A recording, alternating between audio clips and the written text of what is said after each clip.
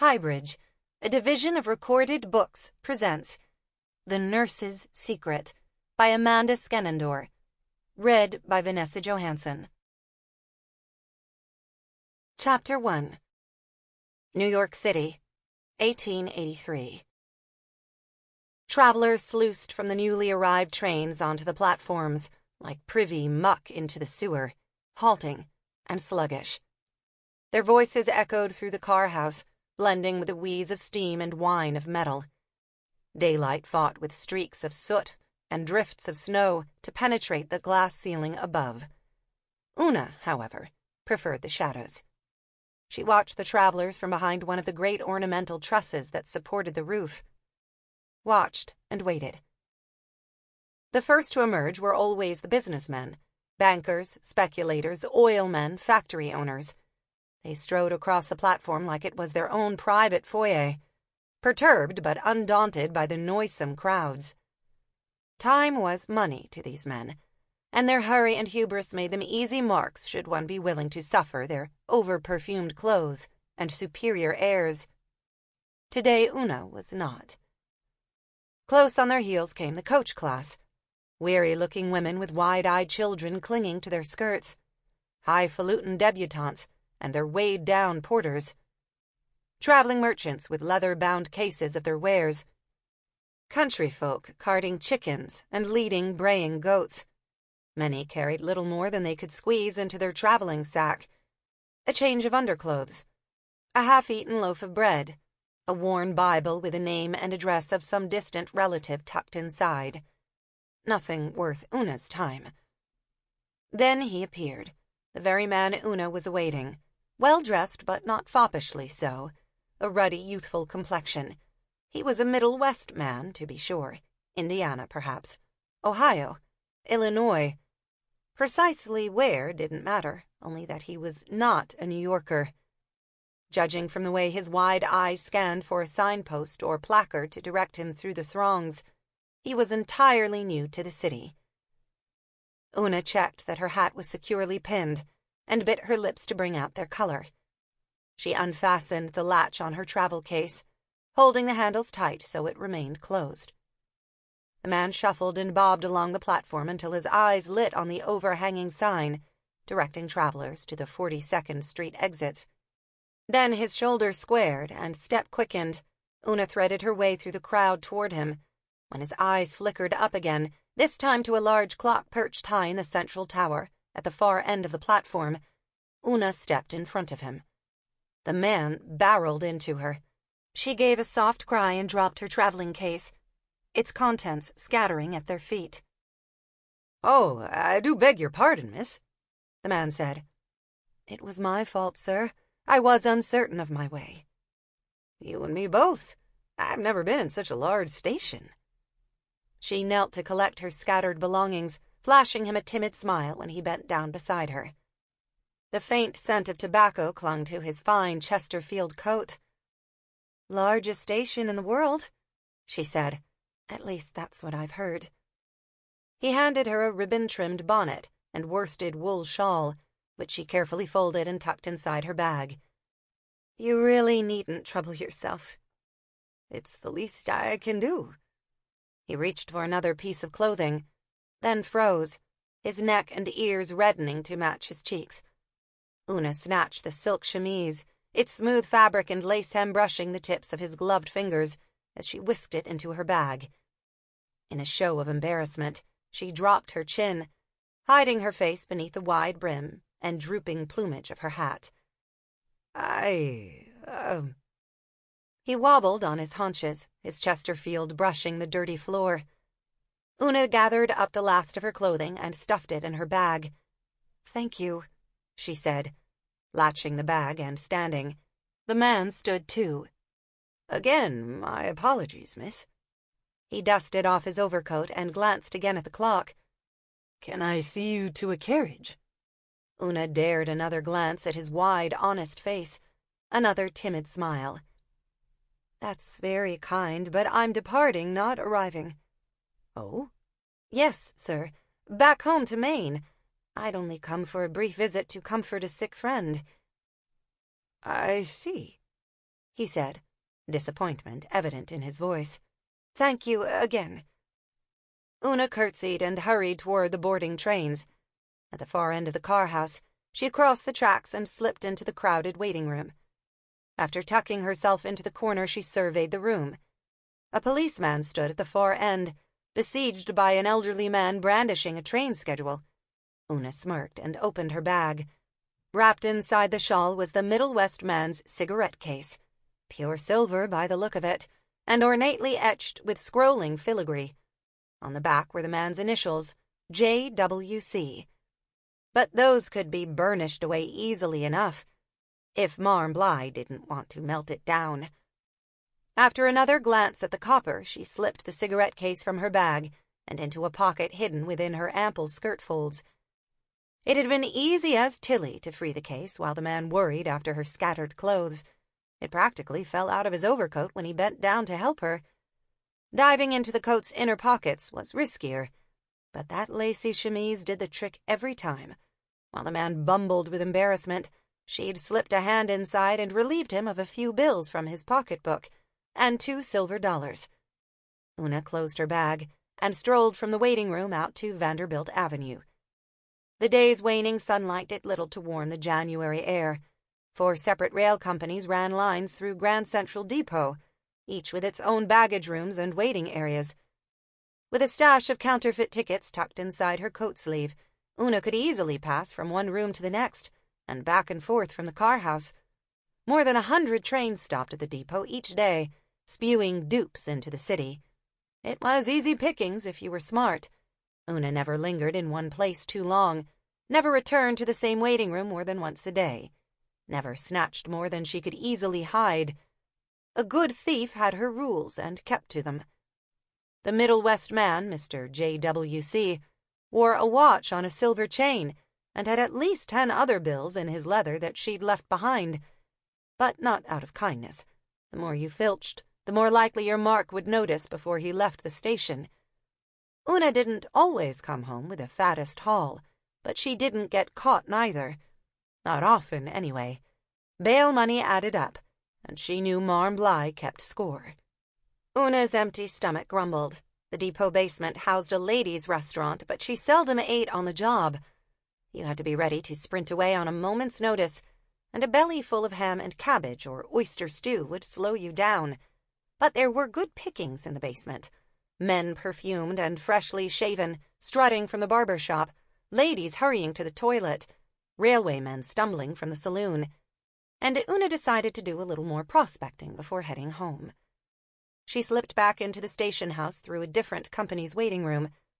On her way to the basement stairs, she spied a young boy dressed in shabby trousers, a patched coat, and dirty cap.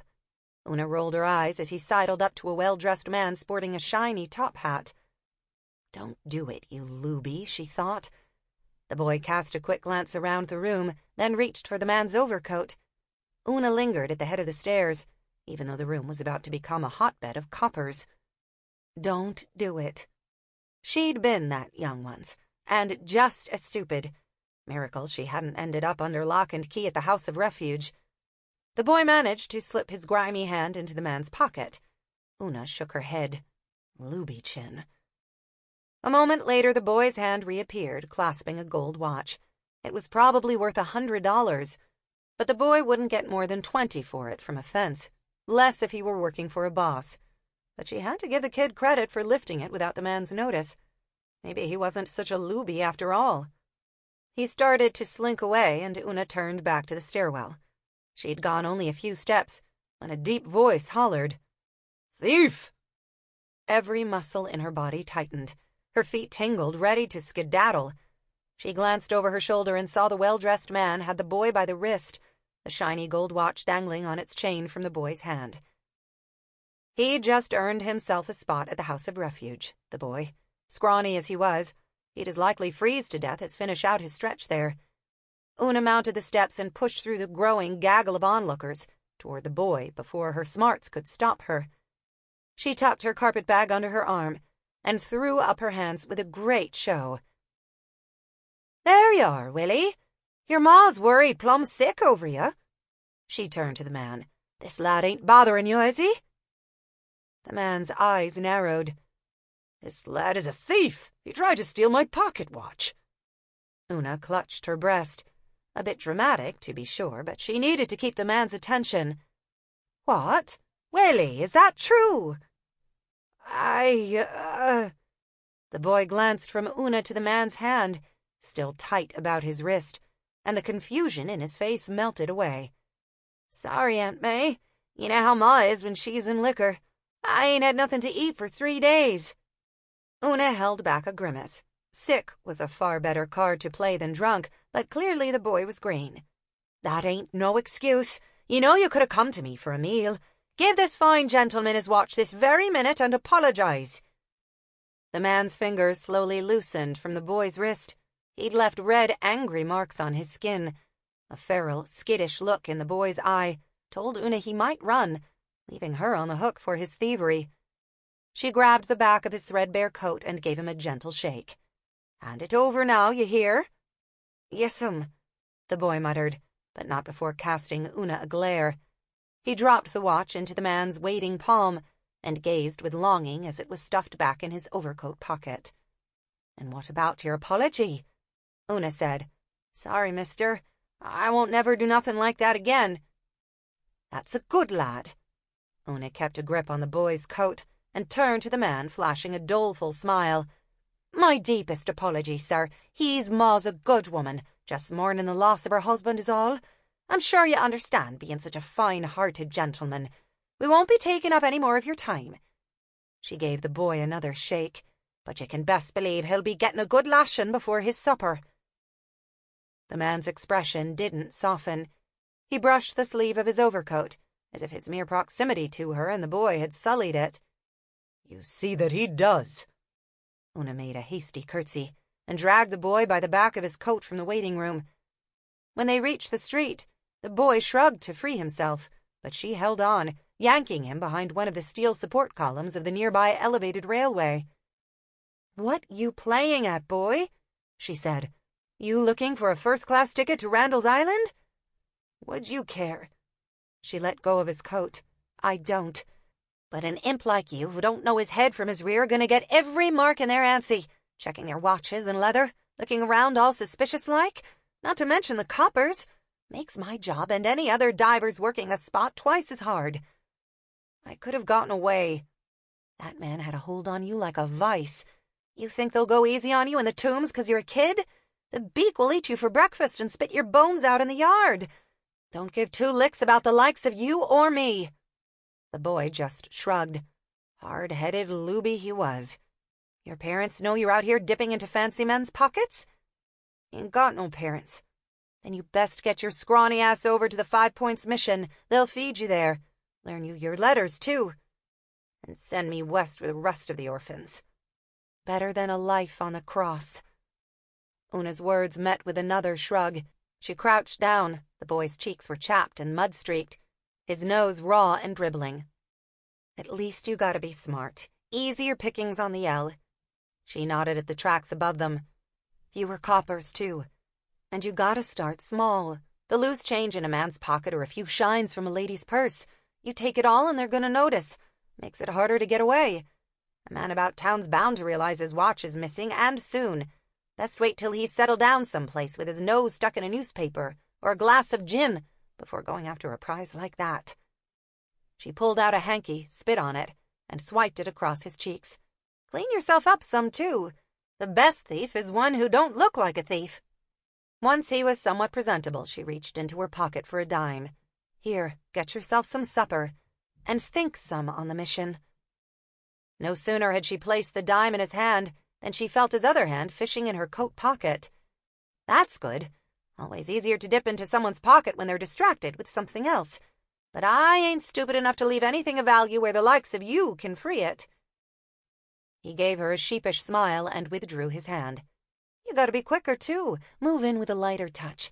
Maybe partner up with some of them boys who work the horse cars. They could teach you a thing or two." "You got a partner?" "No, I don't trust—" A commotion by the depot entry snagged Una's attention. She stood and peeked around the iron beam. The man whom the boy had tried to pickpocket was outside speaking loudly with 2 coppers. Una frowned. He'd seemed cross but mollified when they'd left him. She turned back to the boy, yanked him close, and dove through his pockets until she found the man's watch. "You cheeky little bastard. This is likely to wind us both in the clink." She left the watch in the boy's pocket. Better it was found on him than her, but took back her dime. "I'll go north on 4th, you east on 42nd. Don't run. It'll only draw attention.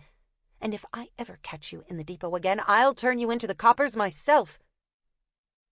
The words had scarcely left her mouth when the boy took off running, and not across 42nd Street, but up 4th Avenue, the way she'd planned to go. Luby. Una tucked the handles of her bag in the crook of her arm, squared her shoulders, and stepped beyond the beam. 2 women with fur hats and muffs strolled past. Una walked beside them, matching their pace. Behind her, the commotion at the depot entry intensified. A shout, a whistle. Likely the coppers had seen the boy run and unscrambled their wits enough to give chase. Una didn't look back. She inched closer to the women, even as one shot her a cutty-eyed sneer. Una's clothes, clean and respectable as they were, paled next to these women's finery.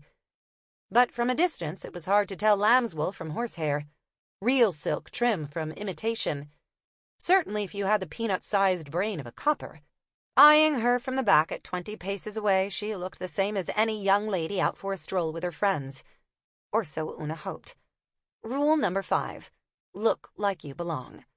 Thick-soled boots thudded on the pavers behind them. One set, walking fast but not running. Una drew closer to the women. "Why, what a lovely muff you have," Una said to the woman next to her, donning a pleasant smile. "Sable, is it?" The woman looked surprised. "Why, yes. My father brought it back from the continent." "Russia, I imagine. I hear the finest sable comes from there. It matches your hat quite perfectly." "Yes, they were a set." "There's a sable-trimmed reticule at Stewart & Company that would complement the ensemble nicely." Una knew because they'd fenced such a mole-sack at Marmbly's shop just last week. The thief said it sold for $30 on Ladies' Mile. They gave him $7 for it and sold it for $12, after Una had painstakingly removed A.T. Stewart's stitched-in label. The thudding boots drew closer. Una didn't need to turn around to know it was a copper. They must have split up to look for the boy after he slipped them. Unless the well-dressed man had recognized her and pointed her out among the crowd. The copper stalked past without a glance in her direction. Una exhaled with relief. She peeled away from the women and turned down 2nd Avenue. Tempting as it was to return to the depot for one more dive, she knew it was too dangerous. Stupid boy. She almost hoped the copper did catch him for all the trouble he'd caused her. And to think, she'd almost given him a dime. She'd gone less than a block when a sniveling voice sounded behind her. "There she is! That's the rogue!" This time, Una turned around long enough to see a bruiser of a copper barreling toward her. She ran. Chapter 2. Una darted around fruit sellers and newsboys and hackneys. She leaped from the sidewalk and crossed under the L, barely making it across the street without being trampled by the approaching horse car. Still the copper's boots sounded behind her. She tripped over the leg of a peddler's vegetable cart and stumbled, twisting her ankle fiercely, but kept running. With her traveling bag clutched to her breast, she sidestepped and elbowed through the crowd. She'd make quicker time if she turned off the busy thoroughfare, but couldn't risk trapping herself in a dead end. She needed to get her bearings. Allowing herself to slow, she pictured the checkered streets of the city like she were a pigeon flying overhead. To the west across 40th Street lay Reservoir Park.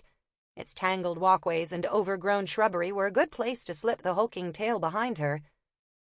Una headed in that direction, but doubted she could make it to the park before he overcame her. Already his clomping footfalls were gaining. No, she couldn't outrun him. She'd have to outsmart him.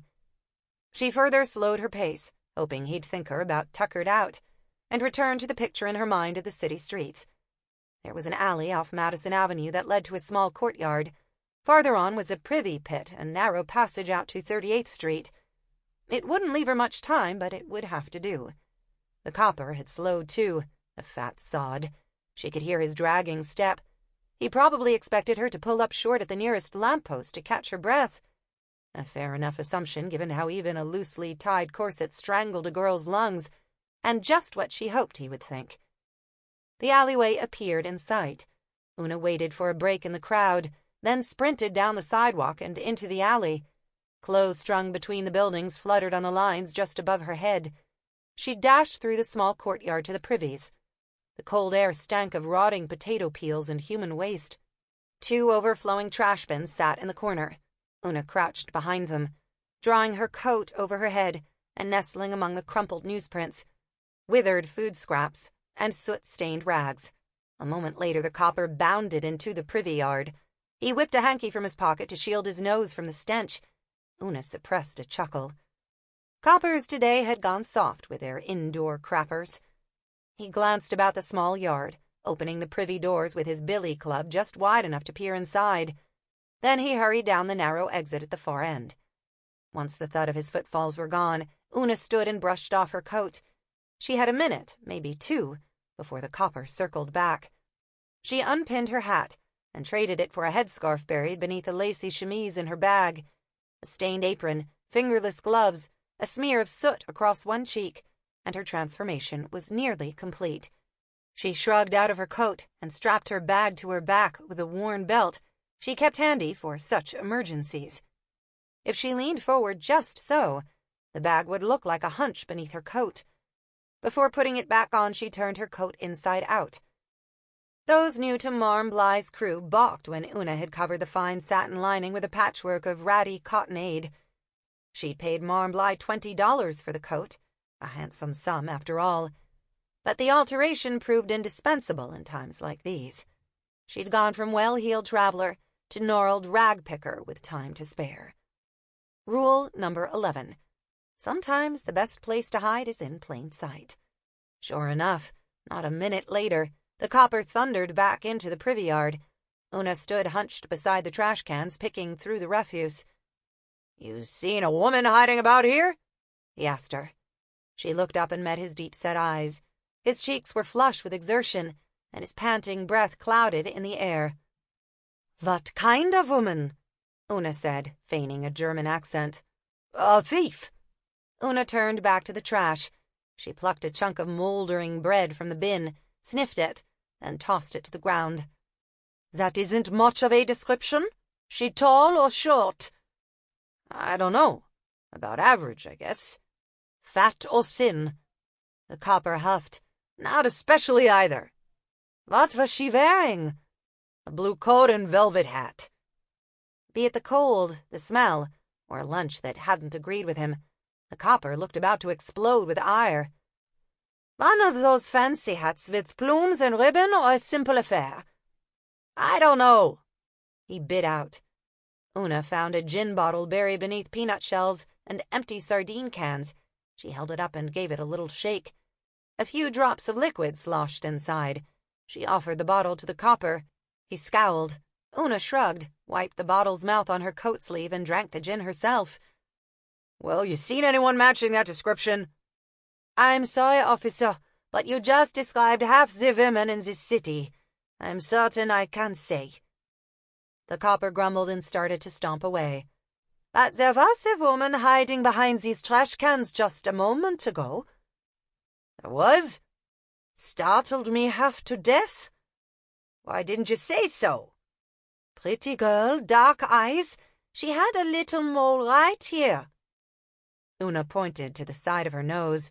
"You didn't say anything about a mole." The copper looked as if it was all he could do to keep from reaching out and strangling her. "Which way did she go?" Una pointed down the alley toward 38th Street. "Out that way, turned right, I believe." She snickered as the copper sprinted away. Gullible bastards, the lot of them. She wiped her hands on a scrap of newsprint and hobbled out the opposite end of the alley, beyond the privies and their stench.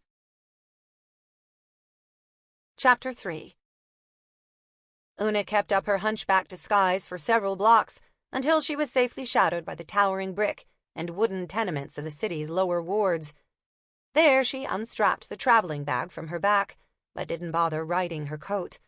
A week's worth of trash, Horse shit and mud covered the streets. No point to risk dirtying the fine side of her coat when there was no one here to fool or impress. She kept her step measured, neither dawdling nor hurried, like someone who didn't have on her person an engraved cigarette case and a host of pinched trinkets that could earn her a one-way ticket to the workhouse on Blackwell's Island. Her stomach rumbled like it had in the station. Were it not for that boy, she'd have already fenced her swag at Marmbly's and be washing down her supper with a pint of ale at Heyman's grocer. She knew better than to involve herself with such shenanigans. The first rule of survival on these streets was to keep your head down and look out for yourself. Her mother had been a do-gooder, and look where it got her. Burned to a crisp like an overdone steak. Never mind where that left Una. She nodded to Officer O'Malley at the corner of the Bowery and Grand Street. She told him she worked at a soap factory, and Marmbly paid him to believe it. He tipped his hat to her and continued on his rounds. Even so, the cigarette case weighed heavy in her pocket. She'd feel better once she had a pocket full of brass instead. A block and a half farther on, she spotted a tall man in a dark blue frock coat, leaning against a lamppost. Her eye snagged on the glint of silver at his throat before taking in his face. Barney Harris. He was pretending, not very adroitly, to be reading a magazine as if it were perfectly natural for a well-dressed reporter to be loitering in the slums. He shifted from one foot to the other, his eyes peeking above the page of the magazine every few seconds. The screeching brakes of the nearby L train startled him, and he bolted upright, bobbling his magazine and nearly falling off the curb. Una chuckled, even as she slowed. Maybe she ought to turn down the next alley to avoid him. Marmbly hated being kept past supper. Besides, Una didn't feel much like gabbing. But she owed him for giving her a false alibi last month at the Opera House, after a man accused her of stealing his signet ring. The soprano had been magnificent that night, and if the coppers had taken her back to the station and frisked her, they'd have found more than the man's ring hidden in the folds and flounces of her skirt. But when they'd questioned her, she told the coppers she'd been in the company of Mr. Harris all night. He had, in fact, sought her out during the first intermission, and shyly complimented her dress, stolen, of course, and a bit too tight. So the yarn she'd spun for the coppers wasn't entirely a lie. Thank God Barney correctly read the look on her face when she approached with the coppers and, after a moment's bubbling, corroborated her story. Una owed him, and she hated owing anyone. It went against her rules. So despite the plunder weighing down her skirts, she continued in his direction. "You stand out around here like soot on snow," she said, approaching him. "You take the First Avenue L in the wrong direction again?" "Miss Kelly, a pleasure to see you. I hoped you'd be by sooner or later." "You beat dirt all the way here from Newspaper Row to see little old me? I don't know whether to feel flattered or frightened." "Flattered, I assure you. I'd have brought flowers if I thought you fancied such things." "I fancy gold, diamonds, imported French silk. I'd try that too if I didn't think you'd take it straight to Marmbly's back door." She shrugged. "A girl's got to eat." He pursed his lips and made a soft sound. His gray eyes narrowed, not in disapproval. Una had seen enough of those squinty-eyed looks to know, but in bemusement, like she were some rare bird in a curiosity shop, songless and molting, a bird in need of saving. Could he be the man to do it? His eyes seemed to say. Could he spring the lock of her unfortunate circumstances? He was a decent man, Barney was, handsome in a boyish kind of way, had enough brass in the family coffers to afford silly ornamentation, like the silver tie pin he wore. His wages at the New York Herald certainly wouldn't be enough. Trouble was he had a cage of his own, bigger perhaps, and cast in finer metal, waiting for her if she took his bait. So instead of batting her eyelashes and smiling shyly, she jabbed him on the shoulder, swiping his pin while she was at it. "I know you didn't come all this way to whisper sweet nothings in my ear. What do you want?" He frowned and tucked the magazine under his arm.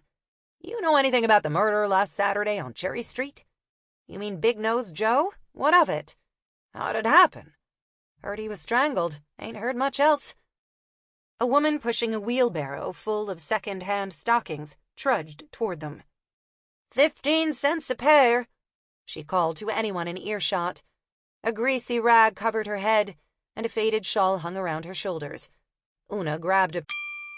Sample complete. Ready to continue?